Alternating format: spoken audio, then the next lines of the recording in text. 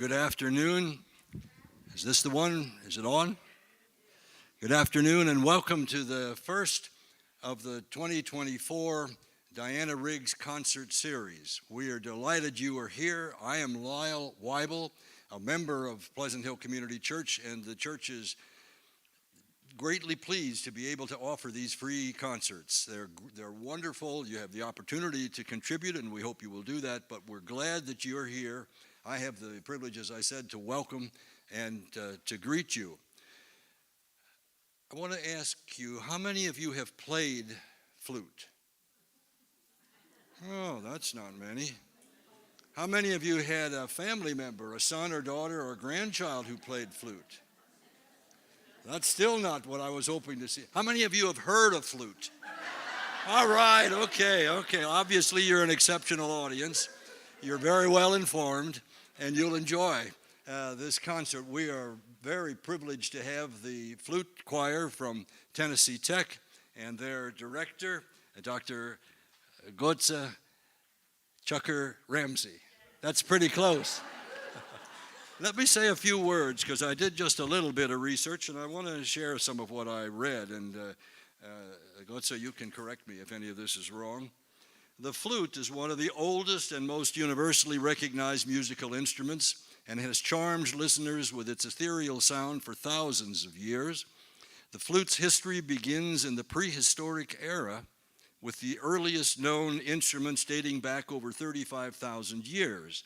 Found in present-day Germany, these primitive flutes, so website told me, were carved from bird bones and mammoth ivory tusks, indicating the instrument's significance in early human societies. The history of the flute is a testament to human creativity and the universal language of music, from its humble beginnings in the hands of prehistoric peoples to its sophisticated incarnations on today's concert stages. The flute has journeyed through millennia, evolving and adapting, but always retaining its capacity to inspire and enchant. We have a variety of flutes that are before us today, and we'll hear about them, and a piccolo. Somewhere I saw a piccolo. Yeah, they're piccolo. And we'll hear about them. I'll talk a little bit more about the concert series at the end of the program, but right now we're delighted to welcome all of you here. It is our privilege to have you here. And Dr. Gotz, I'll turn it over to you. Thank you so much. Thank you. Thank you so much for the great historical background of our instrument flute. My name is Dr. Gözde Çakır Remzi. I said it really slowly. I'm originally from Turkey, if you can't tell from the accent. I don't know, how many have you heard a Turkish accent before? Wow, okay, that's great, because many people that I meet in the US, I've never heard Turkish accent before. So that made me happy. And I already met with some of you that been to Turkey or lived in Turkey, so that's amazing. We are the Tennessee Tech Flute Choir, and I'm the flute professor at Tennessee Tech, and this is my only second semester. And we've been already giving so many concerts and traveling, and we have future travel plans with my students. And I really want to thank Pleasant Hill Community Church for having us here to perform for you. And before we start our concert, I would like to introduce, can I take this on? Okay. I would like to introduce some of the flute family members. We will start with the highest sound, which is the piccolo. Do you want to raise your instrument first? Awesome. It's really tiny, and you will hear it a little bit. Can we demonstrate something? Awesome. Thank you, Lucas. And then we will move up to one size bigger flute. We call it C flute, and Kent will be demonstrating for us.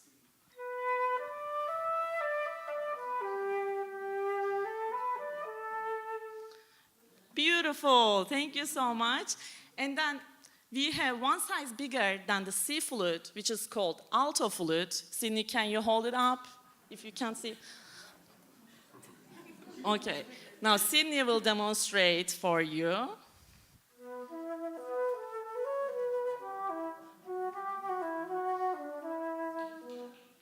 Awesome, thank you, Sydney. And then we have one size bigger flute, which is called bass flute, and Kelly will be demonstrating for us. And why don't you show it towards this side as well? And sometimes this flute comes with curved head joints because it's really tall.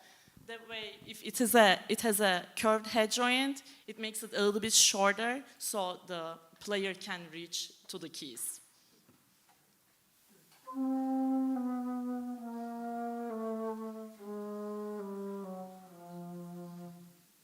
Yes, thank you. And now we have another one size bigger flute, which is called contrabass flute. And it is really tall and it requires quite a bit skill to put it together. And we want to thank Kent for showing us how to put together the instrument.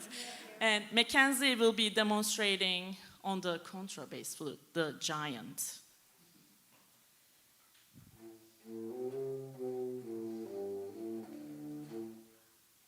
Yes, thank you. It has a really low voice. Today, we will be performing pieces by women composers mostly, and we will also perform an arrangement from a Debussy's piece. We will start with Catherine McMichael's piece called For Love of Swans. And this piece was written for Catherine's dear friend, Phil Swanson. That's why it's called For Love of Swans. And Phil Swanson was a flute player who really enjoyed Celtic music. So in this piece, you will hear a lot of Celtic melodies. I hope you enjoy.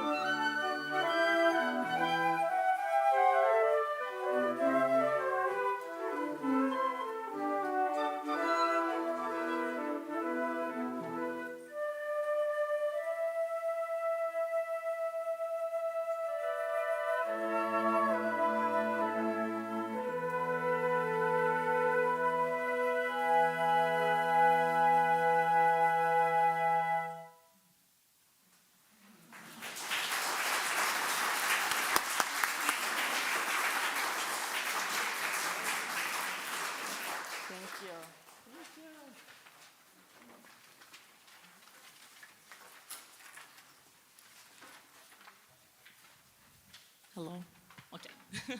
Our next piece is by a Japanese composer, Kosaku Yamada, and the piece is called Japanese Silhouettes. This piece was originally composed for piano, but later arranged by Nicolas Bunani for the flute choir. And it has 4 movements, and each movement reflects different times of the day. It starts with good morning, and then good afternoon, good evening, and then good night. I hope you enjoy Japanese Silhouettes by Kosaku Yamada.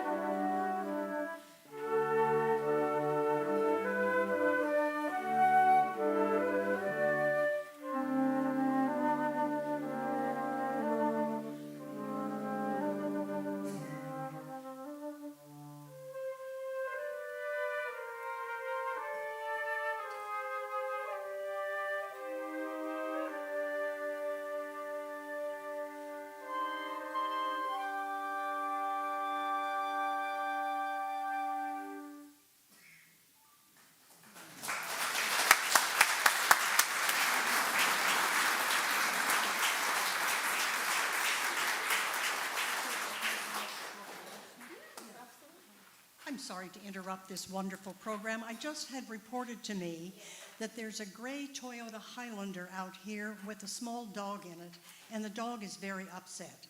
So if that's your car and your dog, you may want to go check and make sure it's okay. Okay, thank you.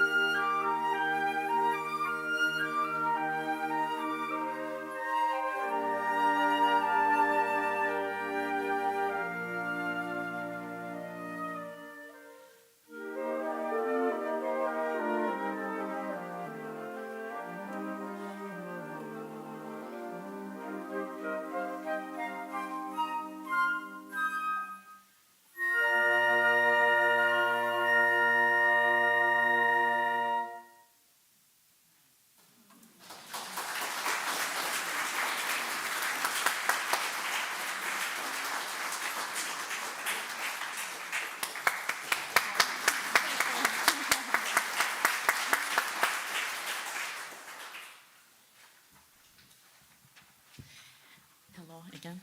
It works? Great. I wanted to talk about the flute choir because not all of the flute choir members are the music majors. We have a different variety. For example, raise your hand if you are a flute performance student.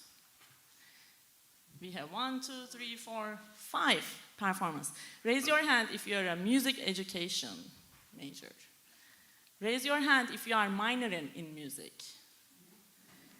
Yes, so we have a different variety of students. Ooh, spooky.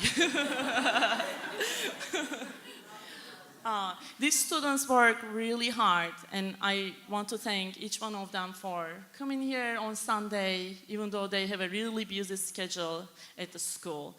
And with the flute choir, we get to travel a lot, and we get to give many concerts in the community, at school. Recently, we traveled to Florida Flute Association in Orlando. It's a big flute convention, and I was able to take my students there to give a concert. And you are hearing some of the music that we performed in that concert. And 3 days ago, we heard from really big flute convention called National Flute Association. It's one of the world's biggest flute event. There is at least 3,000 flute players in the, yeah, it's a lot. I usually get overwhelmed at the last day. I'm a flute player and I love flute, but last day usually I'm like, okay, I need to go back. I don't need 3,000 flute players around me. But anyway, 3 days ago, I received an email from the National Flute Association where I sent a proposal in the fall semester about a concert, and I sent a recording to the convention.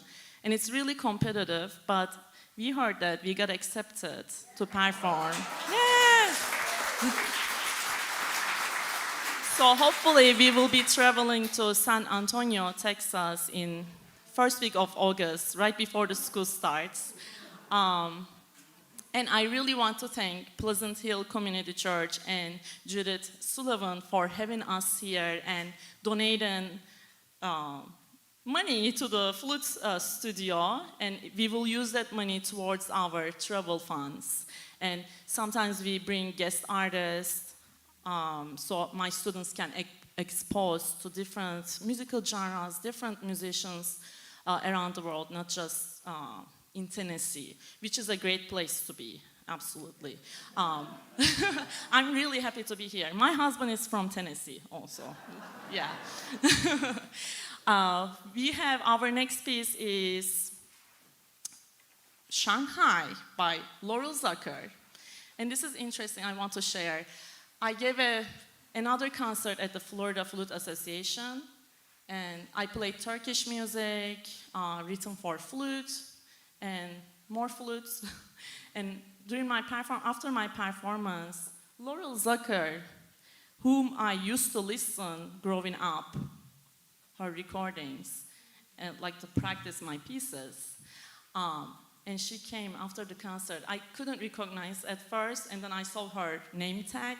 I'm like, Laurel Zucker was my concert, oh my gosh. And then we became besties, that's what I call her. But it's really interesting, small world. Before going to the convention, I ordered this piece. And she was at my concert. I've never seen her before in my entire life. And then after coming here, my book arrived, and I sent her a picture. See, I'm playing your piece. I even forgot that I ordered it a long time ago and didn't receive it for a while. And I shared that with my students, and I wanted to share it with you too. I hope you enjoy Laurel Zucker's Shanghai piece.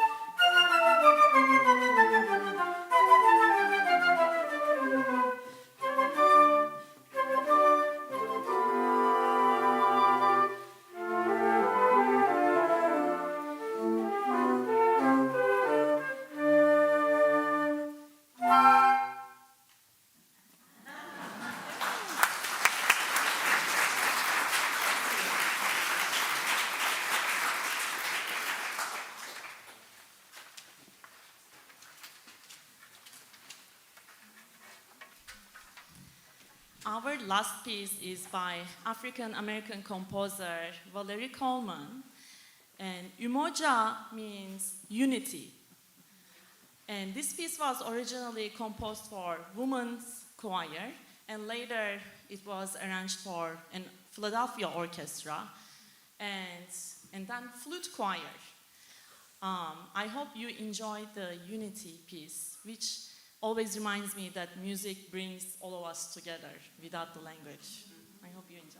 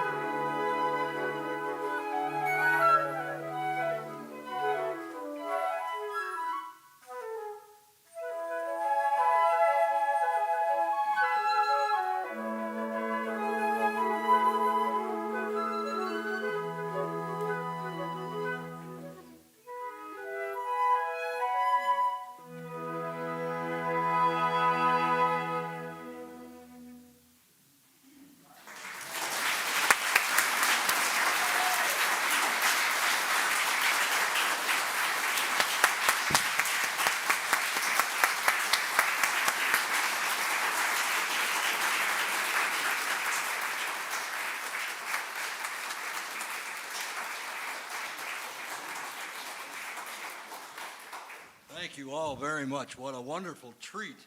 When I don't think I've ever been to a flute choir concert. I know I've never been to a flute choir concert before, and I thought, well, that'll be interesting, be good music, but I had no idea the different sounds and the fullness from the different type instruments here.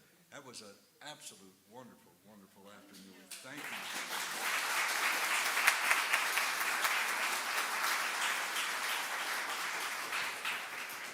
I want to just share with you that this is the first, as I said at the outset today, first of the 3 concerts that we have planned in 2024 for the Diana Riggs concert series. The next one is June 2nd, and it will be, I believe, Josh Davis, a pianist. You might remember him. He was here with some Tennessee Tech students last year. Excellent pianist, and we're looking forward to that. He was scheduled earlier and had a family emergency and couldn't be there, but it's June 2nd. Secondly, I want to ask you to read what's at the bottom of your concert program, indicating that if you'd like to get notification of concerts, please, as you leave, go to one of the welcome tables, pick up a sheet, put your name, address, email on there, and we will see that you get added to our list and you'll receive them.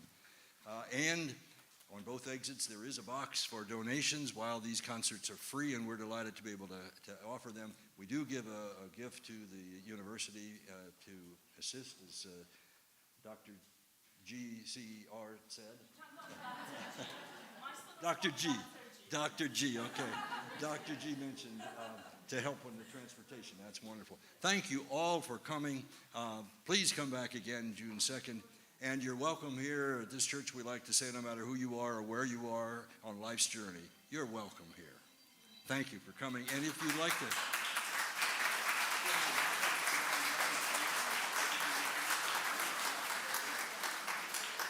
Dr. G said if any of you would like to come up and talk to the students or look at the instrument or hear the instrument, you're more than welcome to do that. Please come. Yeah. Thank you. And thank you.